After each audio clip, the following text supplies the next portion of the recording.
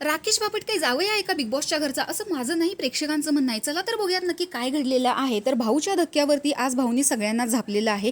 याचं कारण म्हणजे आठवड्याभरात जी काही लिस्ट आलेली आहे, म्हणजे यांच्याकडून ज्या काही चुका घडलेल्या आहेत त्यासुद्धा अशाच आहेत. त्यात सोनालीचा मुद्दा असा की ज्यावेळेस टास्क दरम्यान शेणाच्या दाराखाली उभारायचं होतं त्यावेळेस ती उभारली नाही. तिने सांगितले की माझ्याकडे एकच पेर आहे, मी शेणाच्या दाराखाली उभारणार नाही, माझी हेअरची ट्रीटमेंट पण चालू आहे. पण त्यावरती बिग बॉसने एवढं कडक शब्दात सांगून सुद्धा सोनाली त्याच्या दाराखाली उभारली नाही.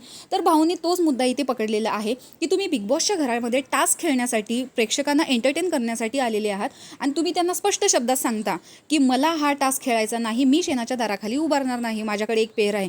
हे एक्सक्युजेस इथं द्यायचे नाहीत, हे बिग बॉसचं घर आहे, इथे बिग बॉसचेच रूल चालतील, हे माझं घर आहे, अशा पद्धतीचं झालेलं आहे इथे भाऊच्या धक्क्यावर. तर सोनालीचं म्हणणं आहे की मला जे वाटलं ते मी सांगितलं, पण इथंपर्यंत ठीक आहे.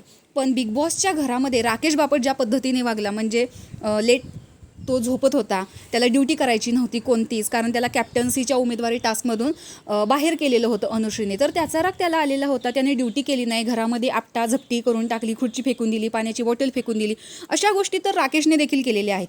पण भाऊ याच्यावरती किती बोलणार? तो काही जावई आहे का? तो सगळंजण त्याचं का ऐकायचं? सगळ्यांनी त्याला सिनियर म्हणून डोक्यावर का चढवलेलं आहे? सोनालीला बोलल्यानंतर ह्याच प्रेक्षकांच्या कमेंट्स आहेत की राकेशला का यांनी असं बाजूला केलेलं आहे, त्याला का नाहीत बोलत? तर अशा प्रकारच्या कॉमेंट्स प्रेक्षक देत आहे. याचा अर्थ सोनालीला तुम्ही बोलताय हे बरोबर आहे की टास्क आहे, पण राकेशसुद्धा या घरात आलेला आहे. त्याने सुद्धा ज्यावेळेस तो ब्रेडला मस्का लावायचा होता, मला नाही खेळायचं असं सांगून त्याने तो ब्रेड एम्प्टी ठेवलेला होता, तर त्यालाही बोललं गेलं पाहिजे असं सगळ्यांचं म्हणणं आहे.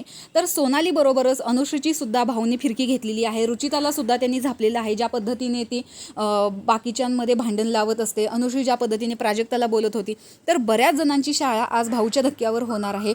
पण सोनालीला हा मुद्दा बोललेला बरोबर आहे की नाही हे कमेंट बॉक्समध्ये नक्की सांगा. आणि राकेश खरंच चुकीचा वागलेला आहे, त्याला पण बोललं गेलं पाहिजे. यावरती तुमचं काय मत आहे हे कमेंट बॉक्समध्ये सांगायला विसरू नका. अशाच बिग बॉसचे अपडेट्स पाहण्यासाठी आपल्या चॅनलला सबस्क्राईब करा. बाय.